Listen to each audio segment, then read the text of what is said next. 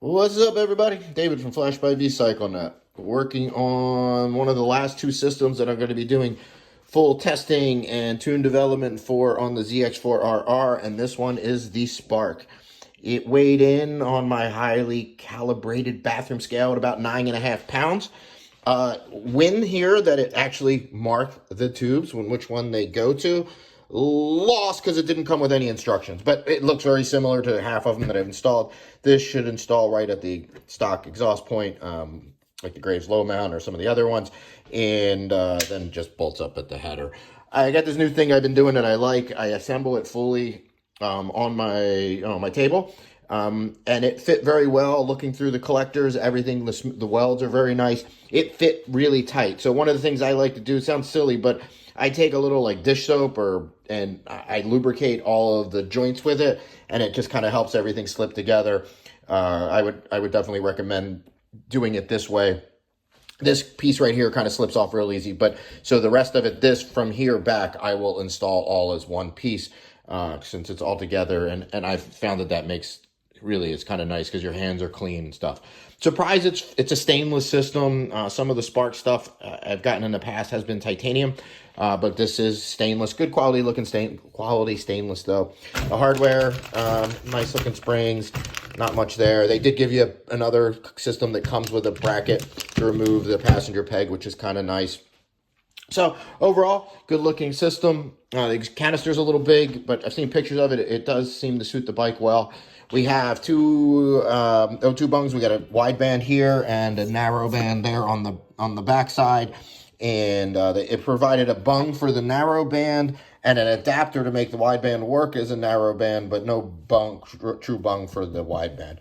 But this would be nice because I can use this to tune. Though it is really close to the collector, I would prefer it a little bit farther away to get a better mix from all the cylinders. But so there you go. I'll get this thing bolted up. I'll get you some sound clips and some dyno on. It was harder than I thought to install it. I had to take all of the header apart again and then reassemble it on the bike because none of the spacing was correct, and the springs fought me. The shape of what you hook the spring to trapped my tool every time. So it took me way longer to install this than it should. I'm guessing about an hour and a half, which most of them I can do in about 45 minutes. I've already did the first, I wiped it down with alcohol, even though it's stainless. I would kind of like to do that so I don't get fingerprints in it. And then did its first little startup and warm up. Give you a little sound clip. I'll get you sound clips on the dyno too when I'm doing some pulls. But it's pretty loud. I'm surprised how loud it is with that long canister. But you can see that the opening of the canister is quite large. I'm sure that's where the volume's coming from.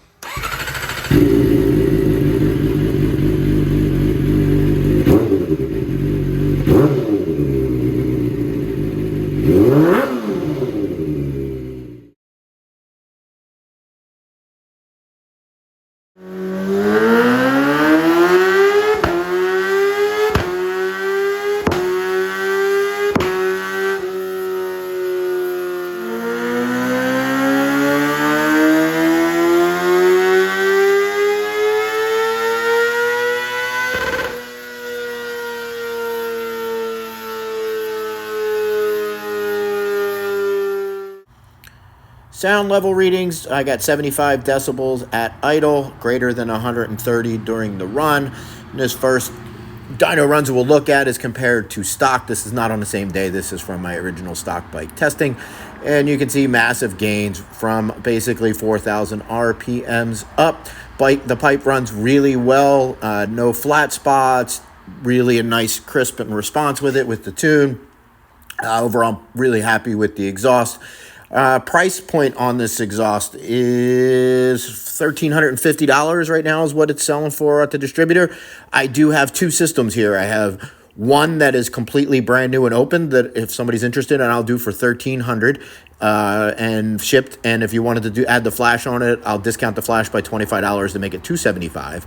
Or if you wanted to purchase the one that's on the bike that I did the testing that's only got about 50 miles on it, I'd do $1,200 on that exhaust plus the $275 flash. So something to think about if you're interested in exhaust. This is the Koenig's Evil. I do think it looks really good on the bike. It sounds good.